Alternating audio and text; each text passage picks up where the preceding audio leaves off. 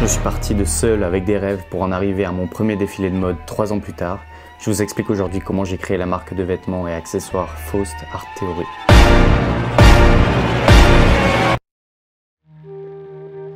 Salut, je suis designer. Je m'appelle Johan Wackarnagel et depuis petit j'analyse ce que je vis et m'imprègne de ceux qui m'entourent. Ça éveille en moi toujours plus d'idées ambitieuses mais suis souvent limité par des contraintes techniques et financières. Aujourd'hui, l'intelligence artificielle nous permet de créer sans limite et je compte me servir de cette opportunité pour vous partager mon univers. Mon but est de voir à quel point les cartes sont rebattues et jusqu'où je peux aller en produisant mes idées et si elles peuvent me faire gagner ma vie. Alors si ça t'intéresse de me voir avancer, je documente mes expériences qui mêlent art et business. Bienvenue dans mon histoire. Vous l'avez peut-être vu sur cette chaîne, j'adore créer. Je crée plein de choses depuis toujours, j'ai toujours plein d'idées et en grandissant je savais que j'allais un jour plus ou moins créer une marque. J'adorais le branding, l'identité de marque, je comprenais comment une marque parlait plutôt à certaines personnes et une autre plutôt à d'autres. J'aimais bien ça et donc je savais que d'une manière ou d'une autre j'allais créer une marque. Alors de vêtements pas forcément, c'est ce qui est venu à moi ensuite, je vais vous expliquer comment. En 2020, je suis en terminale, j'ai encore 17 ans et je suis un petit gars qui fait ses vidéos sur internet et qui passe bientôt le bac. En mars 2020, vous connaissez l'histoire, vous savez ce qui s'est passé, une pandémie nous est tombée dessus, le corona, et on est tous restés coincés chez nous, j'ai pas fait exception. Et j'ai continué à faire des vidéos, sauf que ça me prenait pas assez de temps dans mes journées, ou en tout cas j'avais quand même des trous où je m'embêtais et je savais pas trop quoi faire, ou même de manière générale j'étais très limité. Et je me sentais frustré dans mon avancée, je pouvais pas faire ce que je voulais, c'était très énervant. Et c'est là que j'ai compris vraiment que je perdais mon temps. C'était la première fois de ma vie que j'avais l'impression de perdre mon temps. Ça m'était jamais arrivé et j'ai réfléchi à toutes les solutions pour trouver un moyen de pas trop perdre mon temps et arriver à faire quand même quelque chose, planter des graines pour plus tard au moins. Et j'ai aussi beaucoup réfléchi sur ce qu'est le temps finalement. Ça m'a fait plutôt prendre du recul sur ce qu'est le concept du temps, quelle valeur il a. Et j'en ai compris que c'était peut-être la ressource la plus précieuse que l'on puisse posséder, et même bien plus que l'argent. J'ai une question pour vous. Est-ce que vous sauriez me définir en une phrase? Essayez dans les commentaires, pourquoi pas, vous avez quelques secondes pour essayer de me définir le temps. C'est pas simple, et j'ai passé des mois à faire des recherches. Je me suis même aperçu que c'était un concept sur lequel les philosophes étaient pas plus avancés que ça, même les scientifiques. C'est un sujet assez abstrait. Le temps, c'est quelque chose qui nous concerne tous et pourtant on n'est pas forcément capable de mettre des mots dessus. Moi, j'en suis venu à quelque chose du style un élément abstrait que l'on n'influence pas. Orchestrant choix, faits et gestes, il est facteur de changement essentiel à la simultanéité, créateur de moments, fractionné en durée, dilatable par biais, d'une puissance inqualifiable, tout aussi fondateur que destructeur. Le temps est la ressource la plus chère qui puisse exister. Tous ces paramètres en font quelque chose d'autant passionnant qu'effrayant. Et je trouve même que c'est plutôt beau. C'est la seule chose sur laquelle on est tous égaux. On a 24 heures dans une journée. Ça, c'est des belles choses que j'ai écrites la nuit, confiné, dans mon jardin. Et c'était dans mon carnet de notes, ou mon iPad plus précisément. Puis quelques mois sont passés et j'ai rejoint une école de design dans laquelle j'ai pu créer ma marque de vêtements avec des gens que j'ai rencontrés là-bas. Et à ce moment-là, j'avais pas encore fait le lien entre ce concept du temps et ma marque. En quelques semaines, c'est devenu une évidence. Il fallait pour moi que je parle du temps un peu plus longtemps que juste le temps de ce confinement. J'ai compris que c'était un sujet que je pourrais encore explorer pendant des années. Je me sentais un peu impuissant face à ce temps, face à cette métrique indomptable. Puis un jour, j'ai fait le lien entre ce que je créais et le temps et j'ai regardé un peu dans le passé. Et en fait, je me rendais compte que les seules choses qui me restaient aujourd'hui de mon passé, c'est ce que j'avais créé auparavant. Et à partir de là, j'ai compris une chose, c'est que la création est source de ce qui traverse le temps. Je crée cette marque de vêtements avec 6 autres personnes, ça fait 10. Puis j'arrive jamais les doigts, c'est un truc de fou. Et on se met régulièrement dans le cadre d'un projet d'études à créer cette marque de vêtements. Mais moi, dans ma tête, c'était pas un projet d'études. Évidemment, j'avais commencé à en avoir les idées avant les études, donc ça n'avait pas de sens. C'était juste une opportunité pour moi de faire ce dont j'avais besoin, de faire ce que j'avais envie. Des personnes du coup que je ne connaissais pas du tout avant ce projet, que j'ai rencontrées à travers ce projet. Et aujourd'hui, il y en a encore 2 qui sont avec moi depuis 3 ans, Valentin et Samuel. Et donc on travaille toute l'année sur ce projet, à créer la direction artistique, le storytelling, comprendre ce qu'on veut faire. Trouver comment on allait faire les vêtements aussi, parce que c'était pas encore dit qu'on allait y arriver. Mais dans ma tête, je savais qu'il y avait quelque chose qui me disait, bien sûr, si on n'arrête pas tant qu'on n'a pas réussi, il n'y a pas de raison que ça échoue. Puis de fil en aiguille, on comprend les contraintes auxquelles on doit faire face, budgétaires, techniques. On trouve une petite entreprise de broderie, des vêtements, on construit une collection qui nous parle.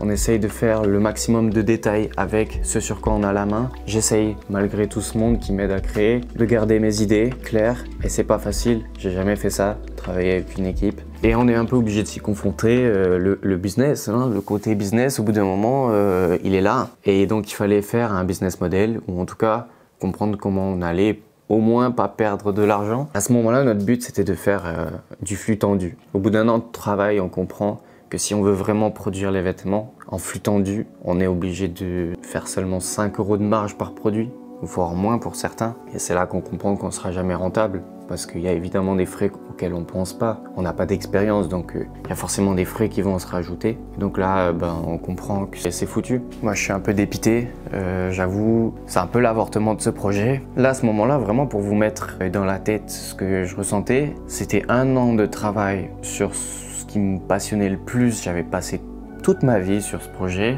pendant 1 an, et juste pour des questions budgétaires, c'était pas faisable. J'avais pas de solution. J'ai commencé à faire d'autres choses, penser à autre chose pendant 2-3 jours parce que j'étais bloqué, j'avais pas de solution. À ce moment-là aussi, c'est la fin de l'année scolaire, et comme je vous l'ai dit, c'était un projet d'études. Donc en fait, il y en a plein qui voyaient pas du tout ça comme un projet sérieux et qui sont juste partis du projet, mais j'aurais pas voulu continuer avec des gens non motivés, donc je les ai pas retenus non plus. Et j'ai appris beaucoup de choses. À ce moment-là, j'avais seulement 18 ans, 19 peut-être. J'ai un petit peu découvert ce que sont les relations professionnelles. Puis parmi le lot, il y a quand même Samuel qui 2-3 jours après m'a rappelé et m'a dit écoute, je vois à quel point tu es sincère avec le projet, je kiffe le projet aussi, j'ai des sous de côté, si t'en as aussi, go, on fait du stock et on le fait, et on s'en fout, on verra et on va au bout.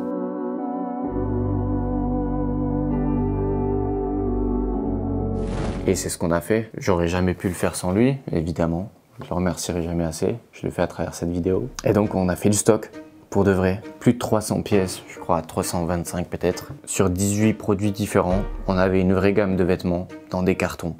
Là. Ah ouais, bon ça en vérité c'est arrivé qu'1 an après parce qu'on a eu des galères avec les fournisseurs qui nous ont même pas fourni certaines choses, on s'est fait niquer, enfin l'entrepreneuriat, on apprend des choses. Mais 1 an après avoir décidé de faire du stock, on avait le stock. C'est beaucoup trop, cette phrase elle va pas du tout, c'est pas normal putain, mais c'est vraiment ce qui s'est passé. Durant cette 2e année, durant laquelle j'ai réussi, t'es mal les doigts, t'as vu? Durant cette 2e année, on a essayé de créer un site internet professionnel. Moi, je voulais que l'expérience client soit incroyable du A à Z.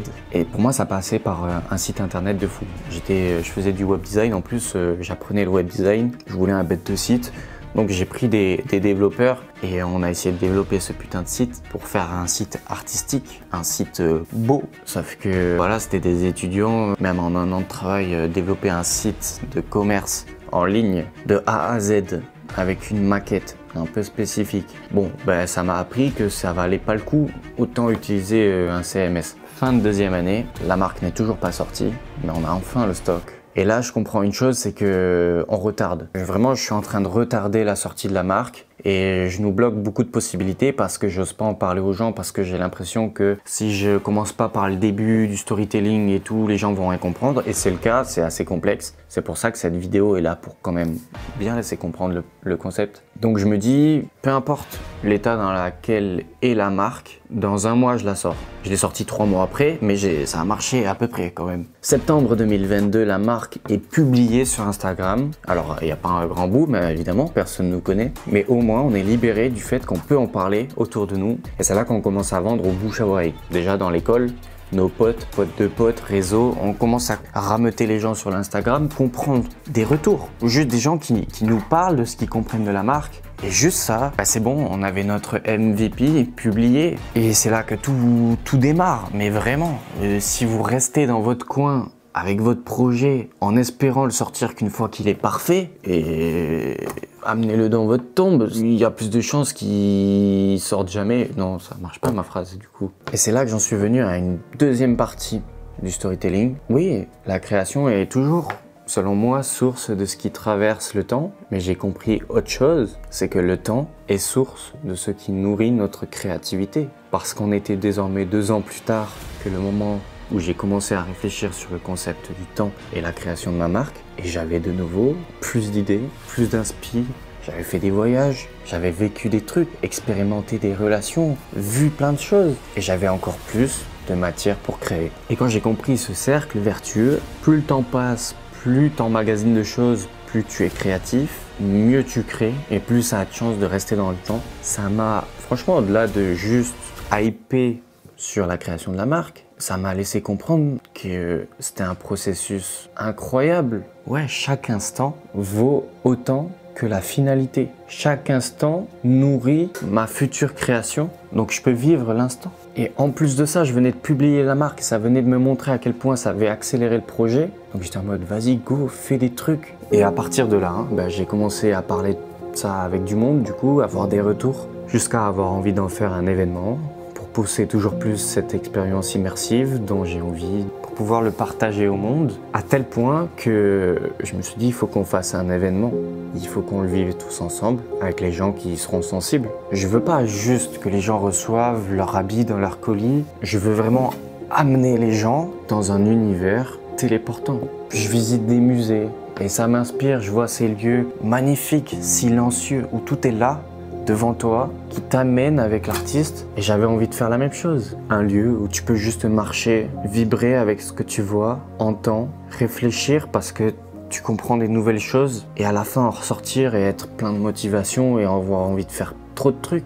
Et j'avais envie de partager ça. Et puis vraiment, mais alors, quand on parle de coïncidence, de probabilité, à part les profs de maths, je sais pas qui peut faire mieux que ma prof de direction artistique, qui vraiment, littéralement, 3 jours après, sans le savoir, en discutant avec elle, me propose de faire un événement pour la marque à l'école. Et que s'il faut même un peu de budget pour de la logistique, la filière en avait. Et que j'avais le droit d'en utiliser. Et donc à ce moment-là, pour moi, c'est clair, c'est ça qu'on va faire. Et on se fixe une date, le 20 avril, soit environ 8 mois plus tard. Et on a 8 mois pour tout organiser. Cette année-là, je fais aussi la rencontre de Raphaël, qui est motion designer 3D, et il rejoint l'équipe. Et donc on est 4. Samuel pour tout ce qui est logistique, marketing, plutôt business. Valentin en graphisme, illustration. Raphaël en motion design 3D. Et moi en DA, management, tout. Création de storytelling, tout le reste. Créateur de la marque. Donc avec les gars, on commence à brainstormer. J'en parle même avec des potes autour et tout. On essaye de voir comment on peut amener les gens dans le délire. Pas forcément avec quelque chose d'hyper concret, pragmatique. Moi j'aime bien tout ce qui est abstrait. En tout cas le but c'était de faire quelque chose de très fort sensoriellement parlant. Puis les idées se multiplient et celle qu'on retient le plus fort, qui peut nous être le plus valorisable, le plus fort pour faire connaître notre marque, c'est de faire un défilé de mode. Donc on se dit on va faire un défilé de mode. Mais avec qui? Avec qui? Donc on va le faire en 3D. Donc on se dit qu'on va faire un défilé de mode en 3D. Puis en fait, on l'a pas fait en 3D, on l'a fait en vrai quand même. Puis on a aussi fait un court-métrage, une expo d'œuvres d'art liées à la marque. On a ramené la voiture du court-métrage. Évidemment un pop-up store sur le lieu, il y avait une buvette et même des DJ, on avait vraiment un événement complet. Et la suite vous la verrez dans une prochaine vidéo, tu peux t'abonner pour pas la louper. Si comme pour moi cet univers te parle, n'hésite pas à faire un petit tour sur la boutique. Je te laisse d'ailleurs un code promo de 10% à un nombre d'usages limité. Chaque commande passée nous aide énormément dans le projet et si ça t'intéresse je documente tout sur cette chaîne. D'ailleurs si toi aussi t'as ton projet, ta marque de vêtements ou quoi que ce soit d'à peu près entrepreneurial, je peux t'aider si tu as envie de parler, de discuter, si tu as envie de mon retour d'expérience, de ma vision sur ton projet, on peut en discuter, je te laisse aussi un lien dans la description. D'ici la prochaine vidéo, je vous invite à aller voir le court-métrage de la marque pour comprendre un peu plus l'univers, il est disponible sur la chaîne et portez-vous bien, salut!